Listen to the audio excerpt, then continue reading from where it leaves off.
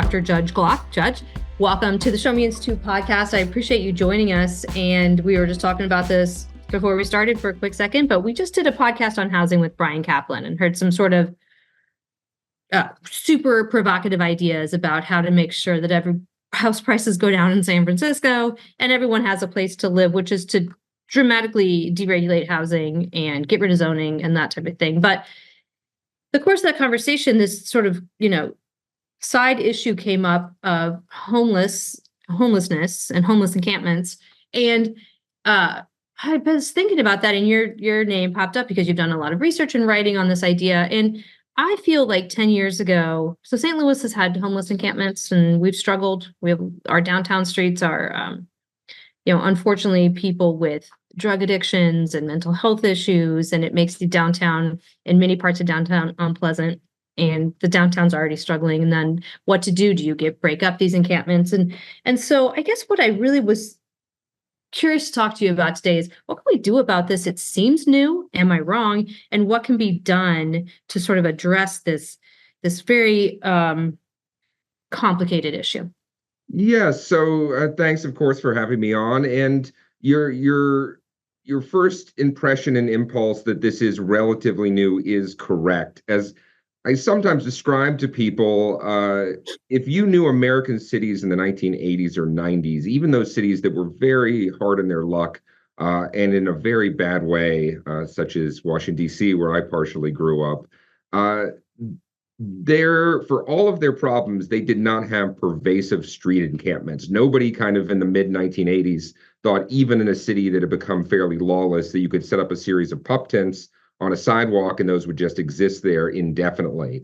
I did a little bit of research trying to find out when this became more common, and there wasn't anything systematic, but basically what you saw is that besides some notable exceptions such as Los Angeles' Skid Row, a lot of these began popping up in the early 2000s and then many more in the 2010s, to the point where it's become surprisingly common in a major American city see large numbers of tents occupying significant parts of public space, sidewalks and public parks and so forth. And this, not surprisingly, has led to a big debate.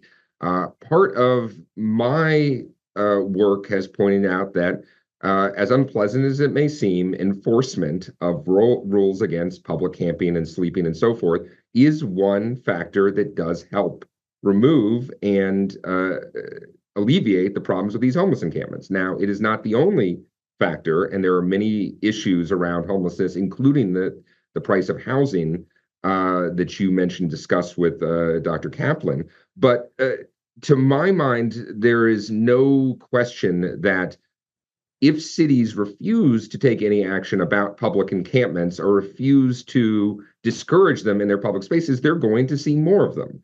And one of the best examples of this is my former home city of Austin, Texas.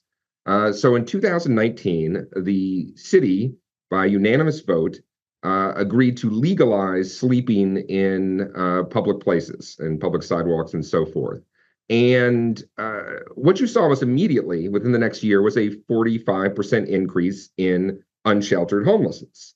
Now, some of the advocates claimed that, well, that's just because people are much more visible. They were living in out-of-the-way forests and parks, and you didn't see them before. And now we know their number is much greater because we are able to count them out in these public streets and sidewalks and so forth. Now, besides the fact that bringing people out into public spaces can be a bad in itself, and that it impacts many more people when you have people existing on the sidewalks, occasionally fighting on the sidewalks, doing drugs on the sidewalks, and yes, inevitably defecating on the sidewalks, that this was clearly not a question of just moving people out from out of the way streams and parks and greenways into the public. And we know this because in Austin, about the shelter system had about 20% fewer people in the year after this end of street sleeping ban took place. So immediately after the ban, the number of unsheltered rises rapidly, the number of sheltered decreases, and you continue to see, a factor that many people will deny, which is a large number of people from outside of the city who were coming there. Yeah. Many advocates for the homeless will say that The majority of homeless people are from the city in which they are found to be homeless. And that is true. But that aligns two very important distinctions. One is the distinction between the sheltered and the unsheltered, which actually I would hope to get into a little further with you in the course of this podcast. Yeah. But two, that the quote unquote minority that's from elsewhere is a large minority. In Austin, it was over 35% for a while. So if you have a third plus from outside the city, and that difference from outside is making the difference between a very large homeless population and a normal sized homeless population, the ability of cities to attract people from outside due to the permissiveness of drug laws, of public campaign, et cetera, can be pretty substantial. Yeah, it's interesting that people think, or I don't know, it seems to me that sometimes the people who make public policy think it happens like in a bubble or in a static form, because my sister, I mentioned all the time, lives in Portland, Oregon, and they decided that they decriminalized drugs, then it would simply affect the people living in Oregon at that time who were getting arrested for small drugs. And instead, what obviously happened is people migrated to Oregon because drugs are decriminalized, and they have a huge homeless problem where people are pitching tents in other people's front yards, and they increased taxes. So they just did this sort of trifecta that made people say, guess what I'm going to do is move away from Portland because I don't want to live here now. What about this idea of housing as a right? How does that weave so in? this actually relates to the issue that you mentioned about drug use and permissiveness of drug laws. And again, advocates for the homeless will correctly point out that the majority of the homeless do not. This is similar to the mobility issue about who moves where, in that there is a massive difference between the sheltered and the unsheltered homeless population. So people don't think about it because you don't see it in your daily life, but 60% of the whole homeless population is sheltered. They're in a home, they're in a battered women's shelter, they're in a family shelter, a single men's shelter, et cetera, et cetera, et cetera. That is actually the majority of the population, and we just don't see it. It's invisible. But when people talk about the quote unquote homeless, that is not who they're thinking about, of course. They are thinking about what's called the unsheltered population out on the street, in public parks and in the tents and so forth. And that we do know that drugs or alcohol are a very significant issue. And that is why that kind of common sense response when people say that, or the advocates say that mental health and drug addiction are not a severe problem among the homeless, and your average citizen kind of tilts their head and wonders that doesn't jive with my experience. That average person is thinking correctly about that unsheltered homeless population they encounter. One of these UCLA studies found that about 75% of the unsheltered have a substantial drug or alcohol problem. About 75% have a substantial problem with mental illness, and obviously the vast majority then have both. So the unsheltered have these very severe problems, or almost an order of magnitude greater than the sheltered population, which a good proportion of which tend to be single women with children, while the unsheltered tends to overwhelmingly be single men. So a lot of advocates of the homeless have come to believe what this ideology known as the housing first idea, also sometimes framed as a housing is a right that we all should have access to. So the housing first idea is so intuitive as to be almost laughable, in that if you are homeless, by definition, you are lacking in a house. And therefore, we can, quote unquote, solve homelessness by giving anyone who is homeless a house. And many cities across the US, especially starting in the early 2000s, began adopting housing first as their motto, especially for what was known as the chronically homeless. This is largely unsheltered population who's been homeless for more than a year. So they say, hey, we have this kind of hardcore homeless population. They're out on the streets. They have all of these issues. And if we can just offer them a free house, importantly, with no preconditions whatsoever, you do not have to, when you're offered a housing first house, you do not have to take mental health assessments. You do not have to abide by sobriety. You do not have to do anything. That's very importantly part of their housing first model. If we can give them a house, we can basically move most of these people off the streets. We can, quote unquote, save money in the social services and the police we use out on the streets that are interacting with these unsheltered homeless all of the time. and therefore, quote unquote, solve our homeless problem within a period of years. And you had a number of cities, including San Francisco, that said we're basically going to solve homelessness in a decade. So After is the idea that out of this milieu of problems these people have, if you solve housing first, the rest of them will dissipate? that's largely the ideology. And so some of the advocates of housing first will claim that really they don't have all of these problems, insofar as they exist. And again, some people deny that there's drug or alcohol problems or problems with mental health, but insofar as these problems exist, they were downstream of not having a house, such as you became homeless, therefore you got addicted to drugs and alcohol, therefore you became mentally ill. As one of my friends has pointed out, you quote, don't get schizophrenia from the streets. Merely existing in public does not suddenly make you develop bipolar disorder or schizophrenia. Yes, of course, makes treating these problems more difficult, but it's not the same thing as you are a mentally healthy individual with no significant problems. You end up on the street, and 6 months later, you're starting to see visions, so forth. That is not how mental health actually works.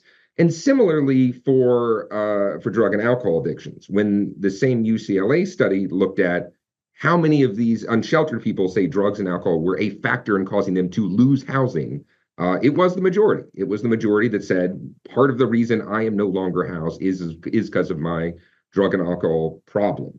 Now, yes, and so, but in their mind, they ignore a lot of these long-term risk factors, the housing first advocates, that is, and say, if we get someone a house, most of their problems will be solved. They can get treatment for their mental health. They can learn to stop abusing drugs. They can get drug rehabilitation work and so forth. Organically, it'll happen just organically. Yes. I mean, you said there's no conditions on the housing. Yes. So no, you get into a housing first house, and there's the civil service workers or just the social workers who are there cannot require you to do anything, cannot even require you to so much as talk to them. And you have a kind of these absurd situations where social workers are chasing residents around the house, trying to get them to be interviewed for a few minutes to see if maybe they'd like to go into a drug treatment program. But not surprisingly, anyone who's dealt with addiction issues or dealt with mental health issues, people in those situations aren't really eager to get clean and clear very fast. And so if you give them a comfortable situation, it does seem that nothing much changes in terms of their drug and mental health abuse. And there does seem to be at least some evidence that especially drug abusers die more quickly in these units because what's known as the check effect. There's a long series of social science studies that show that when drug addicts in particular get a large amount of money or they have less financial stress, if they're still embroiled in their addiction, they're likely to do more drugs because the money is larger there. So if you give someone basically free apartment and they don't have to worry about that, they don't have to worry about being in a shelter, they will be doing more drugs. And the death rates in some of these units are absolutely wild. There was a recent New Yorker study. Yeah, I saw you wrote about that by Jennifer Egan, right? Mm-hmm. Yes, Jennifer Egan, that presented one of these housing first apartments in New York, I believe called 90 Sands, as this troubled but ultimately very hopeful model for what we could do about the homeless. And only very far down in the article did they mention that, well, 16 people had died in a single apartment complex within the first 8 months, and the majority of those were overdose related. As I said in that article, I said, well, if this is excess, I am horrified to wonder what failure would look like. These are obscene rates of death, and they're unfortunately not that uncommon when you have a large number of drug addicts giving no supervision and basically free housing indefinitely. One of the things in that article that Jennifer Egan described was precisely that their signs started going up around the house about the apartment about don't do drugs alone because people were ODing in their own apartments and nobody was there to revive them or give them Narcan, one of these revival drugs. And so basically you had a staff of a government-funded project going around encouraging people to do drugs together to be safe. And I could go on and on. Yeah, I mean, that's a public solution, publicly funded. And we talked about at the Show Me Institute, a couple of programs in St. Louis that are privately managed and privately funded, like through the Catholic diocese. They have places where men can spend the night, but they have to clean their room. They have to, I mean, they have to be clean. They cannot, there can be no alcohol, no drug. I mean, they have conditions, and um, and it seems to me that those are the ways to turn people around. I think there's also, you might be familiar with, DC's got a newspaper that people who are homeless can sell the newspaper. They buy them and they resell them and they make some money. And so they actually are earning. We also profiled a church and a nonprofit in the western side of the state where people basically do work and volunteer at the church, and they earn tickets, and the tickets can be turned in for food or, other consumer goods. And that is like empowering these people versus there's just no way. Why would people ever think that that's going to work? If you give free housing with no conditions, why would people just then, out of the goodness of their soul, appreciate it so much that they would turn their lives around? I mean, it is somewhat baffling, but it emerges directly from this ideology that any personal problems are, again, downstream of sort of economic oppression and social dysfunction. I've occasionally seen it just said, systematic racism is, of course, the explanation for this, for homelessness, without engaging that, of course, most homeless people are not Black. And I think it's a small minority, or majority is white. So all of these other explanations that it's just social oppression, it's just economics, to anyone with some common sense seems absurd. And yes. So what is the policy solution? You mentioned enforcing the no sleeping, no camping, which just makes common sense to me. What is a solution to help people? Well, let me just back up for a minute. I've often heard that when we closed down the mental health institutions in the 80s, it put everybody out on the street, and that's why we have homeless people. Is that no? And one that is, it's strange. The story is often described as Ronald Reagan closed down the mental institutions, and this is why we had a proliferation of homelessness in the 1980s.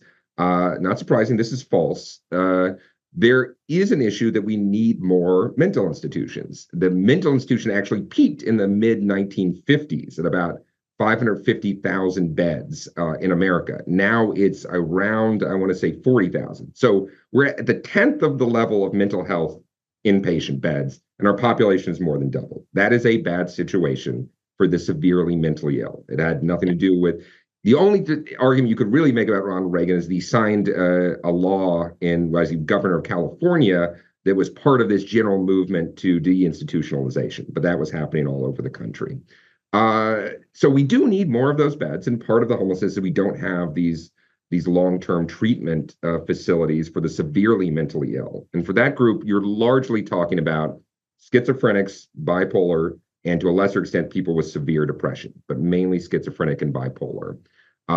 We just don't have the treatment facilities for those. Now, there are some other methods that have arisen since then, such as assisted outpatient treatment, where you basically have a court monitor a mentally ill individual and make sure they're taking their medication, they're going to their treatment regime, and so forth. And expanding those is very important to getting more people into treatment. And the other factor is exactly the one you described about tying the housing to these rules and benefits. This, to my mind, this is the crazy, I would say the second craziest aspect of housing first, and I'll get to the first in just one moment, that you have this wonderful opportunity and that the government is giving housing, severely reduced price or basically free, to people out on the streets. And that is a great opportunity to leverage that, to help someone get their life together, especially if they're in a mental health crisis. Someone who is schizophrenic will avoid treatment. But here you're saying, hey, as long as you're in this house, we can help you to make sure you stay well and you're taking your medication and so forth. And the fact that they abjure that responsibility is mind-blowing. And exactly as you say, it's the private sector that, mirroring what anyone, again, who has dealt with these sorts of problems in their family knows, is merely throwing more money at someone in a crisis situation is not going to get it better. That is not a free market solution. As I always, people say, well, there's kind of a conservative free market case for just handing people money and not having the government involved in that at all. But no one in the private sector thinks just giving money to someone without consequences is a solution to most social problems. There's a reason you always kind of tie money to conditions, and this is an opportunity. Now, the second side of that, and I mentioned before, what to my mind is the craziest aspect of the housing first problem that also needs to be changed to change this the trajectory here, is how they allocate these housing first units. So you have an issue. Everyone wants free or almost free housing, of course. There are a lot of homeless people. There are a lot of even long-term chronically homeless people. So how do you decide who gets the house? They basically have a point system in most of the US that you describe who is more vulnerable. It's called the VI SPDAT. I always forget what the exact acronym stands for. In most of the US is this VI SPDAT is used. So you get a bonus point for things that would make sense. You've been on the street longer, you have a physical disability, etc. But to my mind, some of the most shocking things is you also get a bonus point towards a free house if you are currently abusing drugs. You have a bonus point to a free house if you are mistreating your children, if you are a parent. You get if you've had if a child taken away by Child Protective Services is a bonus towards you getting into a free house. If you are committing acts of violence or selling drugs, those are bonus points as well. So you have a system that is not only encouraging and allowing people with drug and mental health addictions or mental health problems to live in free houses without consequences indefinitely. You have one that is actively rewarding people with the most severe problems. Why? Why does that happen? That is a very good question. In fact, that the woman that was the main subject profiled in that New Yorker article, again, somewhere down in the article, they mentioned she, quote unquote, got the apartment because she was a heroin abuser, which meant someone who was not a heroin abuser did not get the free apartment. Yes. So why would the government possibly do this? Again, to the commonsensical person, they would say, well, that is rewarding bad behavior and the government stay away from that. From the ideology of the homeless advocates, someone who commits more acts of violence, who is more addicted to drugs, who has more problems with abusing their kids is, quote unquote, more needy. They have more demands than the other person, without thinking, of course, any consequences whatsoever that would have on people who are trying to get their lives back together. And also, like the group living in the same apartment building, you've just generally got the most troubled group you could put together. Oh, that you could possibly imagine. And there's lots of synergy. Yeah. Oh, yeah, there's lots of discussion. People said, I was trying to get clean, but how am I possibly going to get clean in an apartment where people are smoking crack in the hallways? You selected based on drug abuse, and then you're telling people to get clean. Not only are they not going to get clean, they're going to community now. Yeah, it is a absolutely insane process. But one of my favorite examples actually was in Massachusetts, where you got 4 points to a free house if you were currently abusing drugs and not in recovery. You were down to 1 point if you had been in recovery for 12 months. So that was really going to hurt your chances. But you had a bonus 2 points opportunity if you've overdosed in the past year.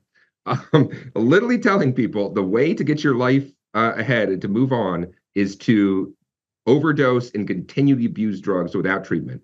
I mean, I just had like a flash to the housing crisis of 2007 and 8, where they're like, if you stop paying your mortgage, you might get bailed out. So people were like, oh, guess what I just decided I'm going to do? Stop paying my mortgage. Well, like you can't get bailed out until you haven't paid your mortgage for 6 months. I mean, again, to this policy has consequences, and we want we sort of know the consequences that we want, and yet we craft policy and enact it that leads us down the opposite road. What should we do? What should we do with this? Yeah, it's like you said, it's policy without consequence or belief and incentives.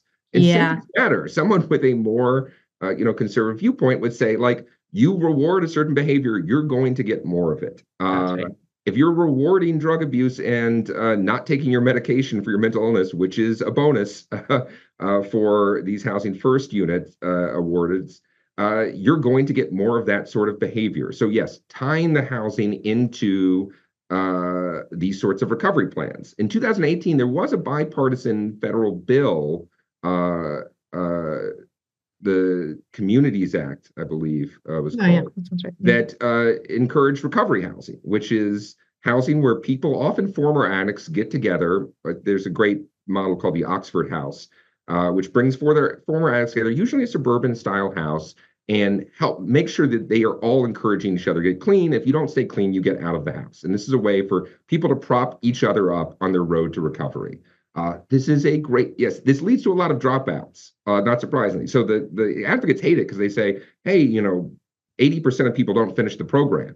Well, to me, if 100% quote unquote finish the program, but they're worse off afterwards, I don't care. If you can get 20% or whatever to actively move on to recovery, that is a great program.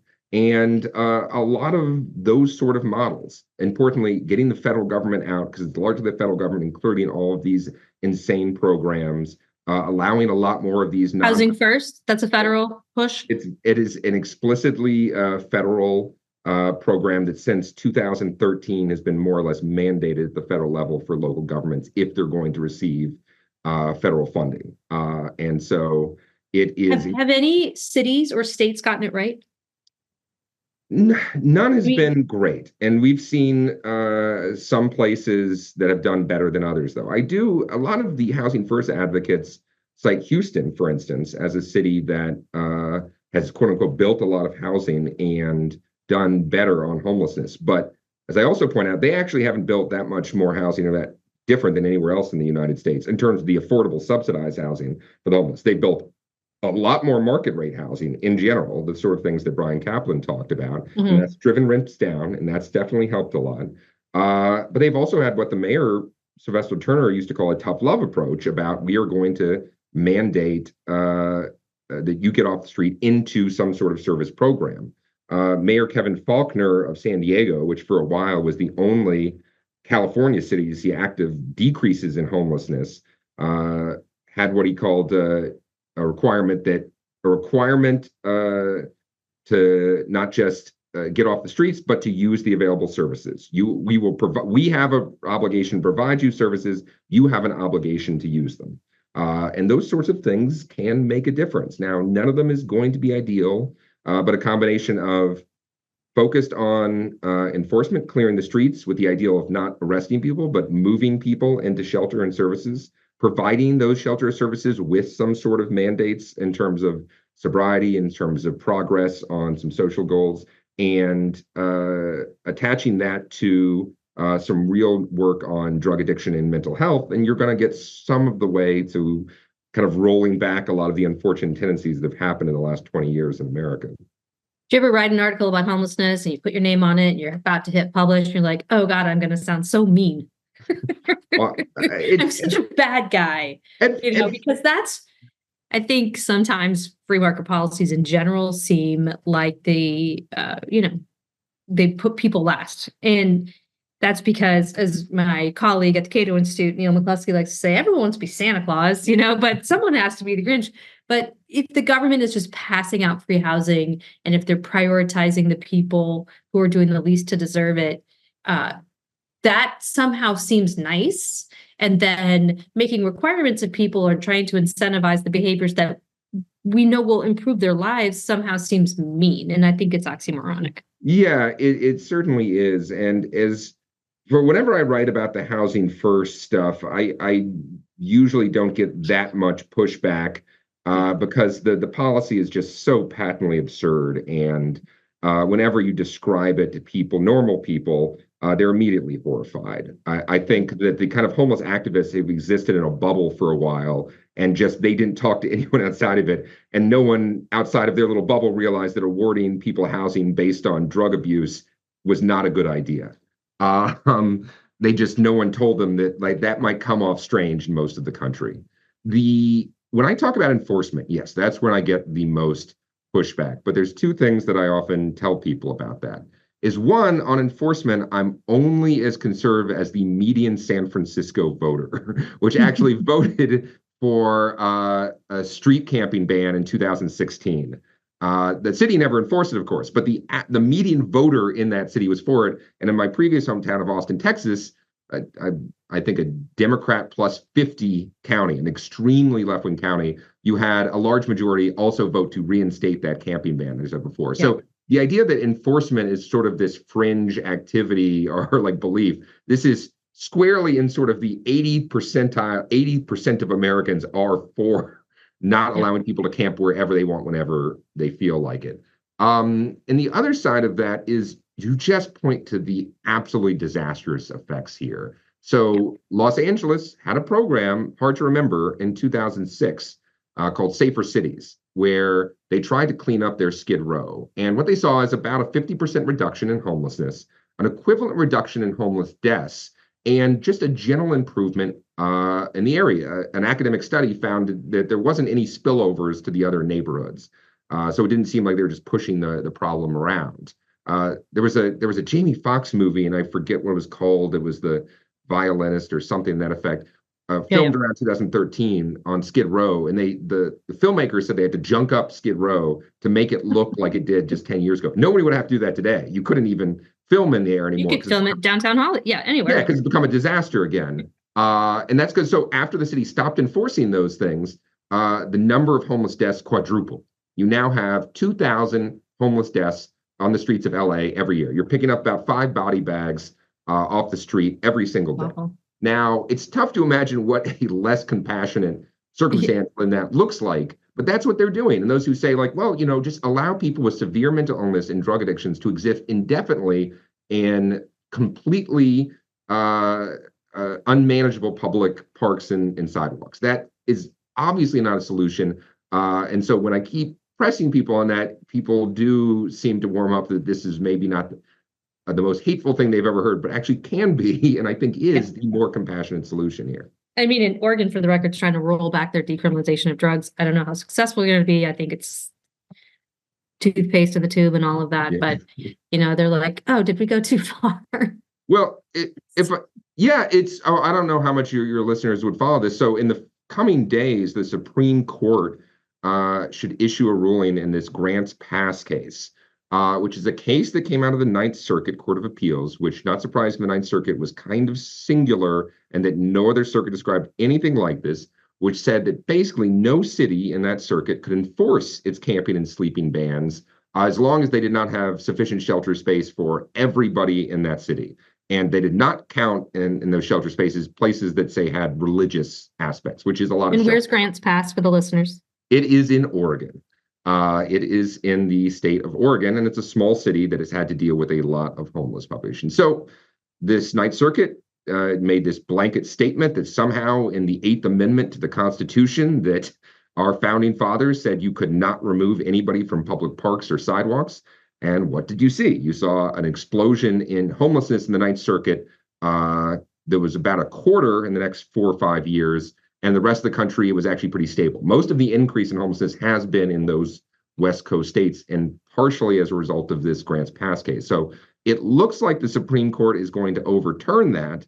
And I think that will help some of those states and cities take action. And what you saw is that even very liberal mayors and governors, originally Gavin Newsom wrote the Supreme Court to say, you have to overturn this ruling. This is impossible for us to deal with right now. And so that kind of idea that this is no longer acceptable has become much more common since I started talking about this years ago. Well, this is all fascinating. I could talk about it forever. We talk a lot at the Show Me Institute about the crime problem in St. Louis too, and they're also closely connected. And I just appreciate your scholarly work on it and explaining it to us in a way we can understand. I'm sure most people are shocked to hear what you had to say, but thank you for saying it. I appreciate it. Well, thank you so much for having me.